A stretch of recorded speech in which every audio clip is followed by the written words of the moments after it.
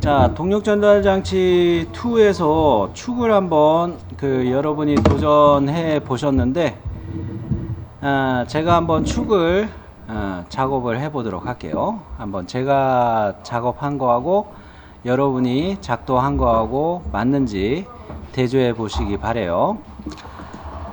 자, 먼저 이 과제에서 축을 딱 보면은 제 눈에 띄는 거는 여기에 나사 틈새 적용해야겠네 라는 거, 그리고 여기는 실측해서 키움 자리를 파야 되겠네, 축지름을.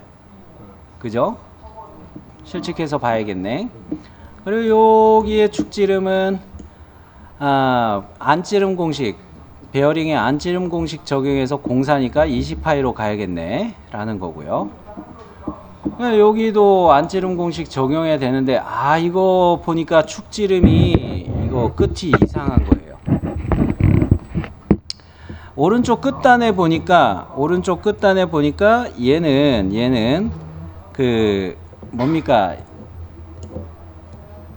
베어링 너트라는 것이 여러분 과제 도면에는 표시가 되어 있는데, 실기시험장에서 보게 되는 과제 도면에는 베어링 너트라는 명시가 없어요. 요런 것만 보고서 우리는 이거에 베어링 너트겠구나 라고 이해해야 된다는 거예요. 미치겠습니다. 그죠? 자, 일단은 왼쪽에서부터 그리려고 하는데, 이때 저는 맨 처음에 평면을 어셈블리에서 우측면 평면을 스케치면으로 잡겠다라고 생각하고 회전 보스 베이스 할 것이다 생각하는데, 기준을 언제나 저는 이야기하죠. 이 축을 그릴 때 기준은 얘가 돼야 되겠구나. 얘를 기준으로, 요 단을 기준으로 왼쪽 형상 그리고 요 단을 기준으로 오른쪽 형상 그리고 해야 되겠구나. 그러면서 어셈블리로 설계를 했으니까 본체는 여기에 원점이 있을 것이고, 뭐 지금은 축부터 그릴 거지만 그래도 이렇게 보도록 할게요. 그런 면에서 파트의 원점도 이렇게 놓고 이렇게 보겠다는 겁니다. 자, 그러면 해석 오전에 해던 거 그대로 켜져 있네요. 자, 일단 이거는 꺼놓고 새 어셈블리 저도 들어가겠습니다. 새 어셈블리로 와서 일단 어셈블리를 저장을 할게요. 먼저 동력 2로 하나 폴더를 만들고, 여러분은 B번, 즉 수험번호로 폴더를 만드시는 게 나중에는 편해요. 시험장에서는 수험번호로 폴더를 만드시고, 어셈블리의 이름도 동력 11, 동력 2였죠. 참, 동력 2. 요렇게 해놓고, 자, 새 파트를 들어갈 텐데, 얘를 컨트롤 7 눌러갖고 등각 보기로 한번 화면을 보고, 우측면 평면이 적당하겠구나 확인이 된 거예요. 자, 그럼 우측면 평면을 이렇게 클릭했어요. 스케치 메뉴로 들어왔죠. 컨트롤 8 스케치 메뉴의 수직 보기. 자, 회전 보스 베이스 할 거니까 중심선부터 추가하겠죠. 저는 이 중심선을 추가하는데, 중심선의 원점을 파트의 원점하고 중심선의 요 끝점을 딱 일치시켜 놓으면 좋겠어요. 그래서 요 원점하고 요 점하고 딱 이렇게 파트의 원점하고 일치. 그리고 여기다가 선을 바로 내려 긋겠네요. 저는 수직 방향으로 선을 하나 내려 그어요. 자, 그랬을 때 이 원점에서부터 단까지가 U9가 보입니다. 그래서 파트의 원점에서부터 여기까지를 저는 먼저 U9를 잡아 놓을게요. 자, 지금까지 이렇게 잡은 것이 뭡니까? 과제 도면에서 우리가 본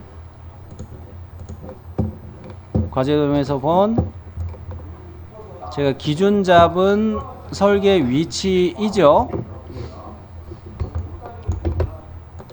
요거 요선 요거 관계를 지금 잡아 놓은 거죠.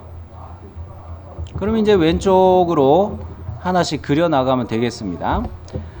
자, 이 축지름을 저는 실측해 보는데 여러분은 얼마 나오셨어요? 반올림에서 17 그래요. 자, 그러면은 여기에다 이렇게 선을 추가하고 이 꺾어지는 이 구간까지 선을 추가해 놓고 요 길이 값을 마저 보도록 할게요. 이 구간의 길이 값은 얼마 나오세요? 55. 네, 저도 55로 보입니다. 17파이와 55 요거로 맞춰서 그려볼게요. 자, 선을 이렇게 추가해서 이렇게 내려놓고, 자, 얘가 축지름은 17이 되고, 그리고 요 단은 5가 되고, 요거죠. 자, 이 끝점이 좀 마음에 안 드니까 이렇게 제껴놓고, 제가 좀 전에 이 축을 보자마자 이 와셔가 채워져 있는 거, 스프링 와셔가 채워져 있는 거 보고 이거 나사 틈새로 적용이 되겠군요 라고 이야기했던 거죠. 나사 틈새는 우리가 많이 봤으니까 이렇게 미리 추가할 수 있죠, 선을. 네, 그러면은 요래 찍어 가지고 요래 선을 그려놨어요. 자, 우리가 나사 틈새 규격을 적용할 때 요렇게 된 애를 가지고 이야기하는 거죠. 자, 이랬을 때 호칭 지름은 여러분 얼마로 보셨어요?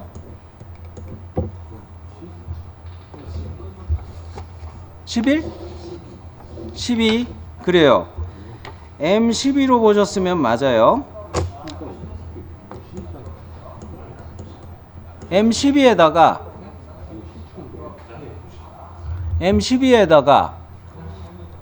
축에 수나사가 적용됐다 그러면은 이 나사는 일반 나사예요? 가는 나사예요?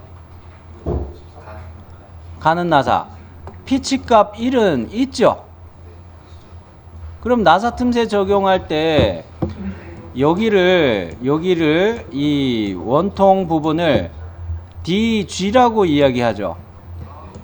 요거 공식 뭐였습니까? 호칭 지름 D 빼기 피치값 1일 때, 그렇죠, 1.6이죠.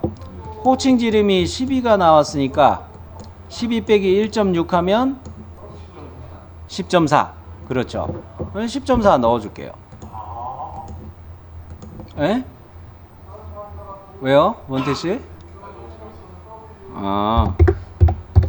자, 요렇게 10.4가 들어갔고, 피치 값이 1일 때 G1은 아예 많이 봐서 외웠어요. 저도 G1은 얼마가 되는 거예요?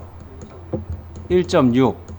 여기 점에서부터 이 단까지 이야기하는 G2는요 3. 이해되셨죠? 자, 그러면은 요거를 그대로 입력을 해보자면 여기가 1.6이고, 자, 여기서부터 여기까지 G2가 3이고, 호칭 지름이 이제 넣으면 되죠. 12. 자, 그 다음에 여기에서부터 여기까지는 실측인 셈이죠? 실측하니까 얼마 나오셨어요? 이것도 12 아닌가요? 그죠? 네, 요거 12.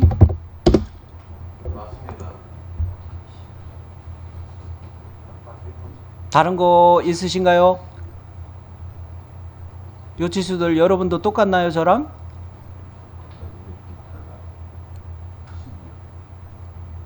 다른 거 없죠? 그럼 이쪽으로 넘어갑니다. 자, 그럼 저는 다시 기준으로 잡은 요 단 여기로 다시 왔어요. 여기로 다시 왔어요.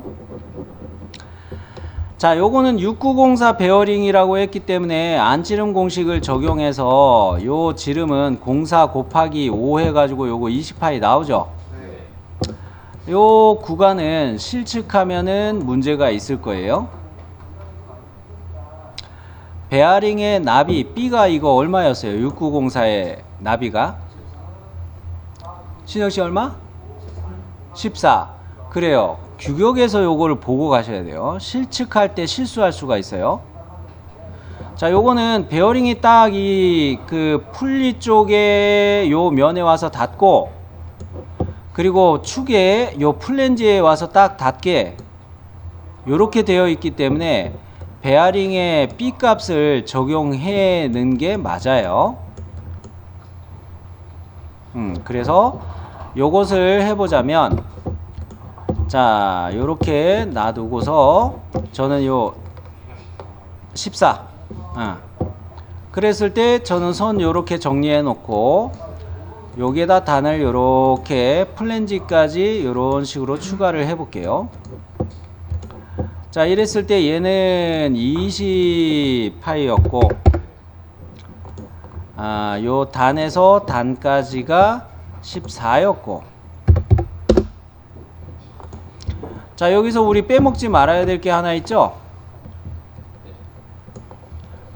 자, 요거 베어링 6904 베어링의 R 값은 얼마였어요?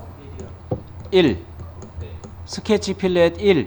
요거 빼먹지 않고 이렇게 넣는 게 좋죠. 뭐 만일에 이거 스케치해서 안 넣으셨다면 피처 명령에 필렛으로 1 꼭 넣어야 되는 자리예요. 그러면은 자, 요거 1 해가지고, 자, 요렇게 필렛을 1 적용했어요.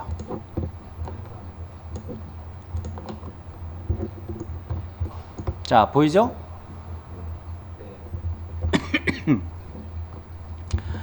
그러면 요쪽으로 넘어가는데 이 플랜지의 외경하고 두께 요거는 실측이긴 한데, 나비 이거는 짜투리로 갈게요. 짜투리로 가고 이 외경만 재볼게요. 얼마 나오셨어요? 27 나왔어요? 네, 27. 그래요. 반올림에서. 자, 그러면 여기는 이 플랜지의 외경 정도만 이렇게 27로 보고, 그 다음에 여기에 있는 요 단으로 오는 건데, 요 부품은 품번 나와가지고 뭐라고 설명이 되어 있어요? 칼라. 이거는 깎아서 만드는 거예요. 괜히 이것 때문에 지그형 부시 규격을 참고하시면 안 돼요. 아시겠죠? 자, 이거는 깎아서 만드는, 그냥 선반으로 깎아서 만드는 그런 부시 형상의 물건이지만 규격으로 요거는 보시는 게 아닙니다. 필요에 따라서 깎아서 만드는 거예요. 자, 여하간 여기에서 저는 요렇게 라인을 그려서 마무리할 건데, 요 축지름은 실측하면 안 되죠, 역시. 그죠? 6904 베어링이 양쪽에 2개 쓰인 거예요. 그러면은 요거는 역시 20파이로 보시면 되고, 자, 이 플랜지에서부터 여기까지가 얼마가 나오는지 봅시다.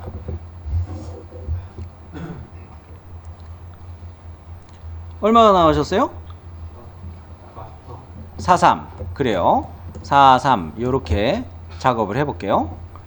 자, 그러면 저도 선을 추가해서 요래 찍어 놓고, 요게 좀 요렇게 됐으니까, 자, 치수를 여기에서 여기까지 20파이 해 놓고, 자, 요거 할 때 저는 점을 안 찍죠. 주로 선과 선을 많이 찍어요.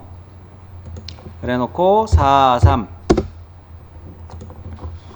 자, 그러면은 이 형상이 여기까지 거의 갔는데, 요거는 나사부를 나타내는, 유효 나사와 불완전 나사를 나타내는 경계선이죠. 그러니까 요거는 그 뭡니까 이따가 삽입의 주석에 나사산 표시 그거 할 때 쓸 거니까 아직 안 할게요. 그러면 우리가 이제 이 전체 축의 길이를 재볼 수가 있네요. 그러면 x방향으로 완전 정의가 되겠죠. 자, 여러분은 길이 얼마로 보셨어요? 130이요. 예, 반올림 그래요. 130. 자, 그러면 저도 전체 길이를 130으로 넣습니다. 자, 여기까지 제가 한 거랑 여러분 거랑 치수 차이는 없죠? 그죠? 자, 그러면 이건 회전 보스 베이스 가도록 할게요.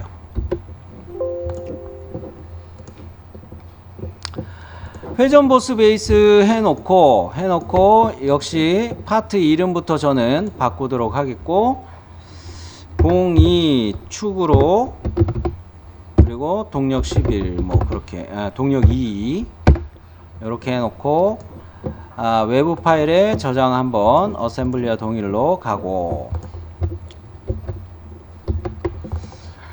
자 그러면은 이거를 이 파트 창에서 보는 게 더 좋을 것 같아서 저는 파트 창으로 열어놨어요. 자 여기로 해놔야 여러분 치수가 좀 잘 보일 것 같아서 요걸로 좀 해볼게요. 어디 갔노? 아이 이게 아니고 잠깐만요.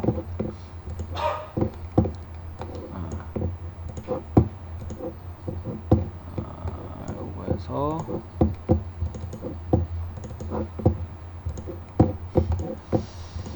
자 결과적으로 이제 치수가 좀 잘 보일 것 같습니다. 그죠? 시원시원하게 이제 좀 보이기 시작하죠. 자 여기까지 급하게 왔고요. 왼쪽에 오른쪽에 끝단 요거를 보도록 할게요. 오른쪽에 끝단은 로크너트 요거였죠? 로크너트라는 부품이 어느 겁니까? 요거 해칭 들어가 있는 요거에서 요거까지만이 아니에요. 그죠? 외형선이 더 있어요. 요렇게 외형선이 더 있어요.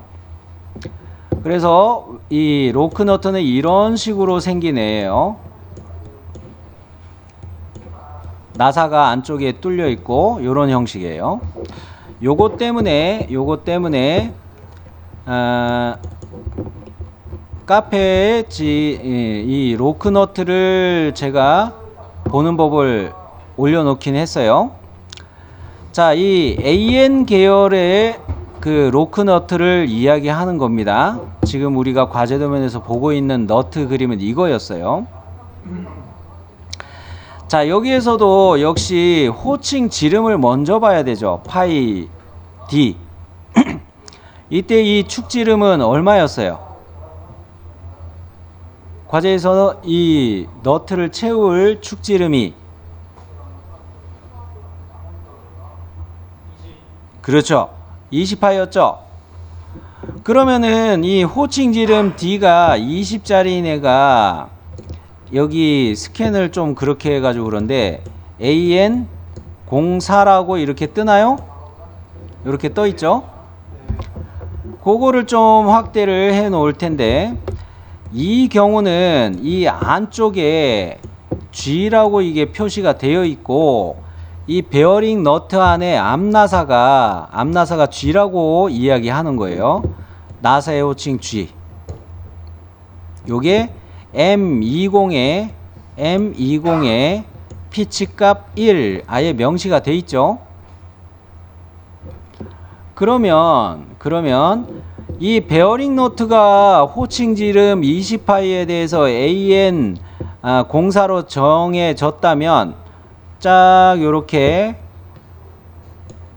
조합해서 쓰는 부품으로 와셔가 있는데 이 와셔가 AW04로 이미 명시가 돼 있는 거예요.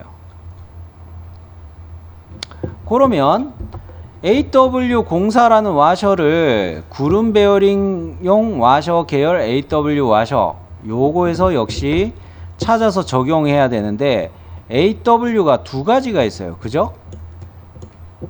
AWA가 있고 AWX가 있어요. 근데 값을 보면 둘 다 똑같아요. 그죠? 그죠? 자, 그러면은 뭐 이거는 됐고, 우리가 봐야 될 거는 여기 이렇게 축 쪽으로 파고 들어가는 이거를 규격을 봐야 돼요. 근데 우리 PDF 파일 KS 기계제도 규격에 얘가 없죠? 그죠? 이게 없어요. 어이 미치겠네 이거.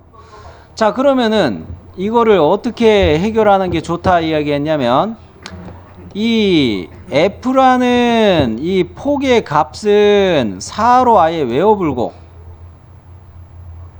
축지름이 이 범위들에서 벗어나진 않는다는 거예요. 거의 우리 과제들이 나오는 거에선 벗어나진 않아요. 그러니까 F1을 4로 아예 외워불고, 또 필요한 거는 이 M이라는 것의 규격이 있는데, 이 홈의 규격이 있는데, 이거는 외울 수가 없죠. 지름마다 다 달라지잖아요. 자, 그러니까 요것만 기억해 놓고, 우리가 봤을 때 이 과제에서 치수를 넣을 때, 2D에서 치수를 넣을 때 이렇게 M식으로 표시하는 것처럼 치수를 기입하시면 돼요. 단 데이터를 볼 수가 없으니까 우리는 요 간격을 실측하자는 거죠. 실측했을 때 요거 얼마 나오셨어요? 아니 그러면 좋은데 18 정도로 보고, 이거 18.5는 안 되는 것 같은데 반올림에 되는 건 아니고 버리자 해가지고 18 정도로 보자 이거예요. 이제 저희가 실제로 그릴 때 솔리더스 그릴 때 18.5로 해서 넣잖아요. 규격을 보고 한다면. 근데 KD에서 할 때는 그냥 18로 저기 M 18로 M이라는 호칭까지는 쓸 필요가 없고 그냥 18이라는 것만 표시해 주면 돼요. 지름이 아니고 깊이에 대한 요 단에서 그 실루엣에서, 원통의 실루엣에서부터 요 홈까지 요렇게 치수 기입만 해주시면 된다는 거예요. 18.5 그게 없어요. 그 규격이 원래 없으니까 그냥 실측해서 넣어뒀구나. 그렇지. 왜? 시험장에 갔는데 시험용으로 쓰라고 한 데이터북에 이게 없으니까 이러는 거예요. 오케이? 원태씨? 오케이? 그러면 나는 여기에다가 스케치를 들어갈 텐데 요거의 깊이값만 마저 더 실측해 볼게요. 요 단에서 얼마까지 들어가시던가요? 12? 네. 12, 즉 돌출 컷을 하면 되겠네. 여기다 요렇게 그려가지고 얘가 12만큼 파고 들어가면 되겠네 라고 보는 거예요. 자, 그러면 요 면에다가 스케치해서 보여드릴게요. 코너 사각형 요렇게 딱 잡을 때 이거 자세를 원점에 대해서 정렬해야 되겠죠. 중심선을 하나 추가합니다. 밑에 편의 중간점에서 시작해 가지고 원점을 향해서, 또는 이 그 원통 모서리의 센터를 향해서 찍으면 되죠. 안 찍혔다. 그러면 요렇게 해 놓고요. 자, 이거 일치로 또 떴네. 중간점. 자, 이거를 왜 중간점으로 맞추려고 하는 거예요? 저는 좌우대칭으로 잡으려고 이렇게 하는 거죠. 오케이. 자, 그러면 우리가 이 F1의 값은 외우자고 했던 거예요. 얼마로 외우자고요? 4. 그렇죠. 그 다음에 치수를 넣을 때 이 밑에 선분하고 실루엣 모서리, 원통 모서리 요거 잡아서 치수를 넣을 때는 얘가 최대값으로 들어가야 되죠. 최대값으로 들어갔을 때 요 값을 실측한 18로 넣으면 되죠. 여기는 똑같나요 이제? 네. 자, 그러면 요거는 정의가 안 됐어요. 요 선은. 요거 정의하려면 어떻게 하면 돼요? 요 원통 모서리에 대해서 탄젠트하게 붙여버리면 정의가 끝나죠. 탄젠트로. 자, 그러면 요것이 돌출컷을 가게 되는데 얘가 12 요렇게 하면은 베어링 너트하고 와셔 때문에 규격을 볼 수 없는 부분은 여러분이 해결하실 수가 있는 거예요. 여기까지는 되셨나요? 그러면 요쪽에서 또 이거 봅시다. 가는 실선이 표시되어 있네요.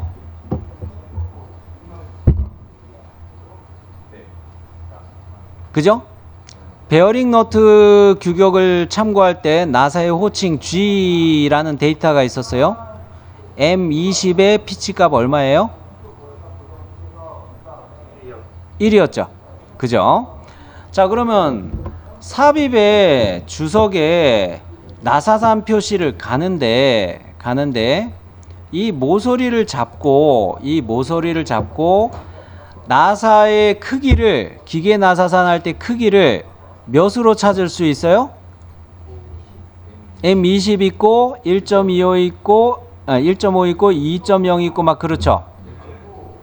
1.5 정도로 찍어 놓고 2D 오토캐드에서 얘를 M20에 피치 1로 적용하면 되는 거예요. 자, 그렇게 해놓고 요거는 블라인드 형태로 가야 되죠. 자, 이때 여기에서부터 여기까지 값은 여러분 얼마로 보셨어요? 13. 오케이, 콜. 자, 옵션을 뭐로 바꿔야 되는 거예요? 그렇죠. 원통 면은 측면을 요걸 선택해야 되죠? 요 면에서부터 13. 아, 이게 또 크게 또 바뀌었죠? M20에 1.5. 됐나요? 자, 그러면 요거 요렇게 해놓고 요 다음에 못따기를 넣자는 거죠, 우린. 일단 못따기는 아직 놔두고 요쪽 편에도 또 해야 되죠.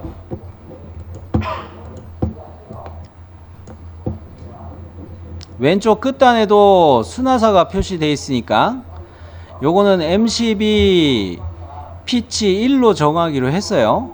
역시 삽입, 주석, 나사산 표시 와서 얘는 다음까지로 옵션 그냥 가면 되죠.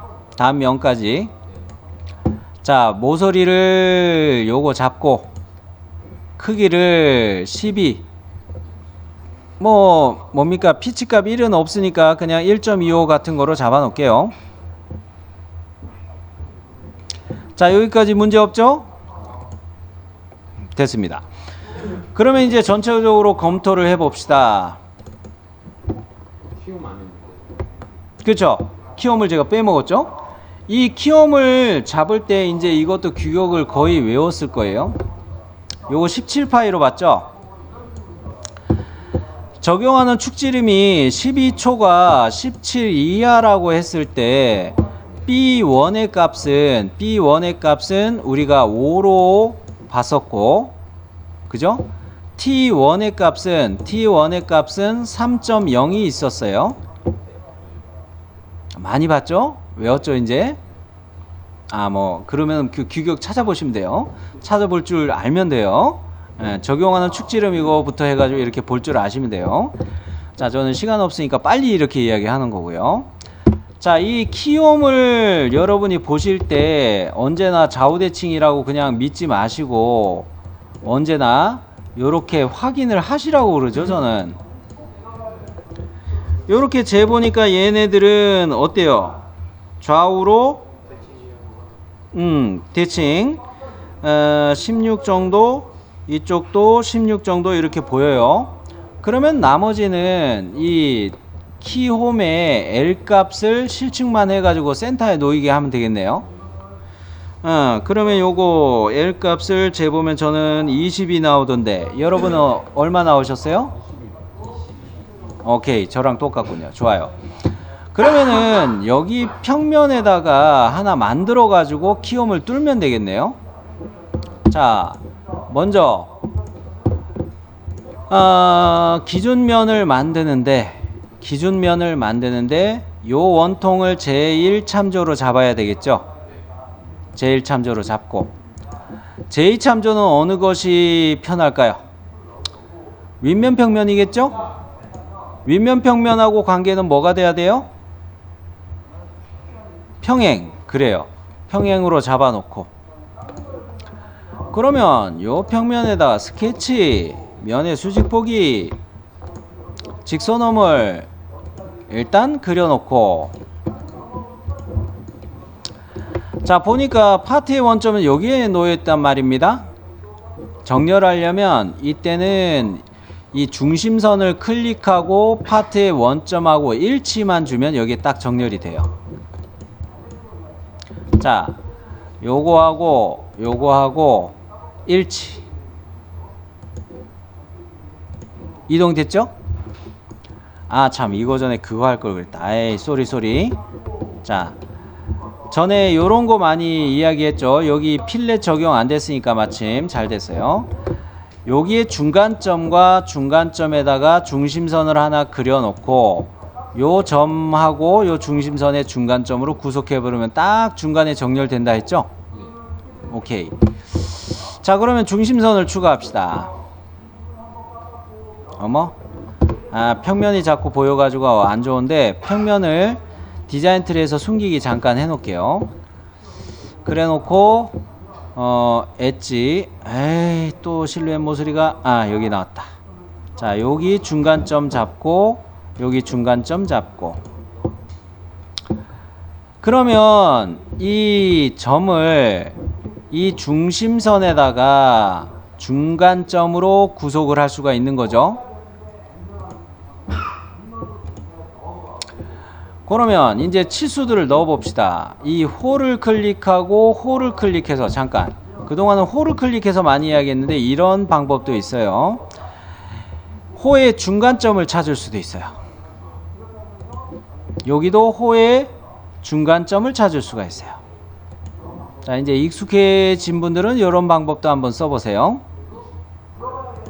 그리고 22, B 값을 우리가 5로 봤죠? 요래 놓고 돌출 컷 갈 때 요 깊이 값은 3이죠.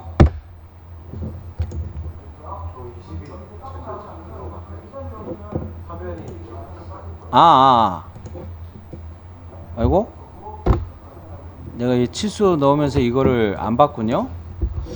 다시 요렇게 찍고, 이렇게 중간점 찍고 22. 승희씨 땡큐. 자, 요렇게 해서 얘가 파졌어요. 그럼 이제 그 마무리 작업이 남았는데, 이 축은 먼저 어떻게 조립이 될까 생각을 해 봅시다. 축을 먼저 이 본체 1번 부품을 향해서 이렇게 내려 꽂겠죠. 사실 이 동력 전달 장치 2번의 경우는 이렇게 사용하는 물건이 아니에요. 이거는 이렇게 사용하는 물건이 아니에요. 사실은 얘를 이렇게 바닥에다가 1번 부품을 세워놓고 쓰는 거예요. 그렇죠. 벨트를 이렇게 감아서 저쪽으로 이렇게, 이쪽으로 표시할까? 이렇게 벨트가 감기는 거예요. 이해되셨죠?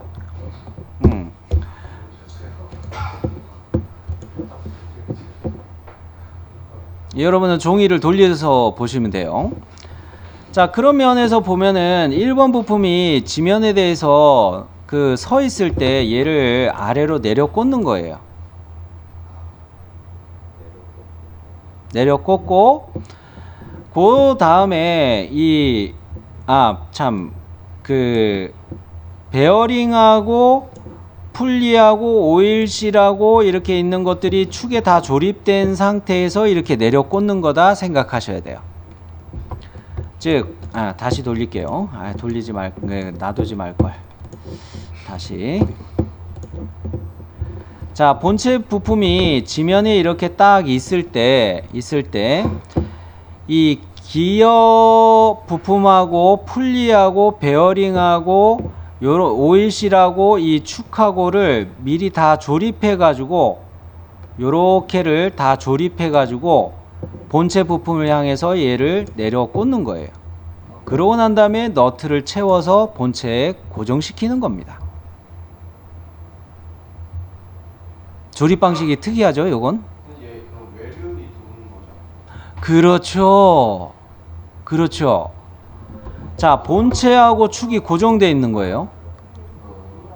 내륜은 정지이고 외륜 회전 하중이에요. 외륜이 회전할 때예요. 다 이렇게 도니까. 그렇죠. 자, 끼워 맞춤 허용차가 베어링의 끼워 맞춤 허용차가 달라지는 거죠? 자, 지금 이거 조립 방향 못따기 이야기 하려다 너무 멀리 가가지고 잠깐 여기서 정지하고 돌아갈게요. 자, 그러면 여기에서 조립 방향 못따기 필요한 것을 보면은 이 베어링을 이 방향으로 이렇게 이 축이 먼저 있을 때 뭡니까 그 본체를 향해서 나중에 꽂는다고 봤을 때 말이에요. 그렇게 나중에 꽂는다고 봤을 때 이 베어링을 어쨌든 축 입장에서는 이쪽 방향으로 이렇게 꽂아 넣어야 되는 거죠. 그러면은 어디 갔노? 플랜지 전에 여기는 못따기가 하나 들어가야 되죠. 그런가요?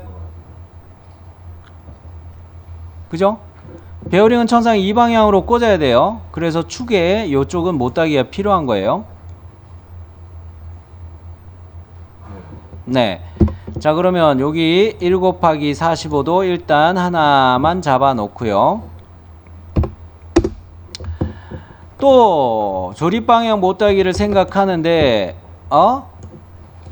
여기 못따기 필요하죠. 축 입장에서 베어링을 이쪽 방향으로 또 끼워 넣을 거 아니에요. 그러면 여기네요. 여기에 못따기 들어가야 되죠. 보이죠, 요거? 여기까지 되셨나요, 이해? 네. 그러면은 요거는 조립 방향 못따기까지 끝냈고, 참 저거 하나 더 할걸. 자, 이 나사 틈새 적용한 오른쪽 끝단 있죠. 요거도 마저 해야 되죠. 이렇게 총 3군데에 1 곱하기 45도가 적용된 거예요.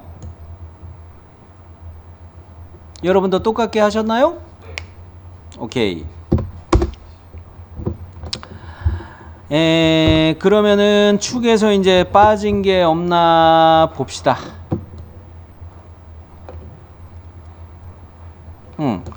그러면 요 과제를 가지고서 요 과제에서 베어링에 대한 끼워 맞춤이 축에 어떻게 적용되는지 맞춰 보도록 할게요. 요거가 아니었고 어디 봅시다. KS 기계제도 규격 외륜 회전하는 하중으로 봤을 때 20파이였을 때 축에 대해 끼워 맞춤 허용차를 적용한다면, 자, 내륜 정지 하중일 때는 두 가지로 구분을 하죠. 내륜이 축위를 움직일 필요가 없다, 이거로 보셔야 되죠. 우리 거는 베어링이 움직이게 돼 있어요, 안 움직이게 돼 있어요? X방향으로 못 움직이죠. 베어링이 꽂혀지고 난 다음에. 그러니까 H6을 적용해야 되네요. 하우징 쪽을 볼까요, 그러면은? 하우징이라는 거는 어느 쪽이겠어요? 풀리에다가 여러분이 2D 허용차를 기입할 때 이야기죠. 같이 써 놓도록 할게요. 하우징 구멍공차에서도 아이고 가려졌구나. 잠깐만 요거 살짝 요렇게 놔두고 요렇게 놔두고 요렇게 설명하면 딱이겠네요. 자, 요쪽에다가 풀리 쪽에 우리가 허용차를 기입할 때는 풀리 쪽에 허용차를 적용할 때는 아유 또 가려졌네. 이렇게 보고 아유 그래도 가려져 씨. 요 정도면 되겠다. 자, 풀리의 이 안쪽 구멍에다가 2D로 허용차를 기입한다면 하우징 구멍공차에서 외륜 회전하는 하중으로 해서 N7을 넣으시면 되죠. N7. 6904 베어링의 그 외경 바깥 이름 D가 47이었나요? 47 파이 N7로 기입이 돼야 돼요. 그리고 요쪽도 똑같은 베어링이니까 역시 이것도 파이 너무 크게 썼다. 20에 H6이죠. 내륜이 축이를 움직일 필요가 없다. 요걸로 적용해서 요쪽에도 똑같이 파이 20 H6이 되는 거죠. 내륜 정지하는 하중일 때 내륜이 축이를 움직일 필요가 없다로 해서 H6을 여기하고 여기에 같이 적용해야 돼요. 되셨나요? 이해되셨나요? 2D 1대 이야기를 마저 해봤어요. 그리고 여기서 여러분이 치수를 넣을 때 이거 2번 넣어야 돼요. 요쪽에다가 한번 뽑아 가지고 베어링 너트 때문에 이게 적용돼야 되는 게 있죠. 요렇게 한번 쓰고 요렇게 또 축지름에 대한 거를 넣어야 되고 얘는 이쪽으로 빼서 파이 20에 H6 요렇게 한번 넣고 왜 요렇게 해야 되는지 아시겠어요? 축의 순하사를 설명해야 되고 축지름을 또 설명해야 돼요. 그죠? 그러면서 여기에다가 이걸 좀 너무 이쪽으로 갔네. 요런 식으로 치수 넣는 거 해야 되죠? 이거 파이 넣어버리면 틀려요. 깊이를 나타내는 거니까. 그죠? 자, 그러면 여기서 풀리는 다음 시간에 제가 보여드릴 텐데 본체에서 여러분 실수할 법한 거를 하나 이야기할게요. 본체 입장에서는 요거 적용돼야 돼요. 오일실 부착관계. 본체의 이 원통 형상이 축 역할을 해야 돼요. 오일실이 여기 있죠. 그렇죠? 그러니까 풀리하고 축하고 베어링하고 해가지고 이게 다 조립된 상태에서 이렇게 꽂는다고 했죠. 그러면 본체 여기가 각진 모서리로 표시가 돼 있지만 우리는 오일실 부착 관계의 축 못대기를 여기 본체에다가 적용을 해야 돼요. 오일실 부착된 데는 무조건 다 해야 돼요. 어떤 거? 그렇죠. 이해되셨어요? 네. 요거 주의하셔야 됩니다. 본체에도 이런 게 숨어 있었어요. 자, 다음 시간에 풀리를 한번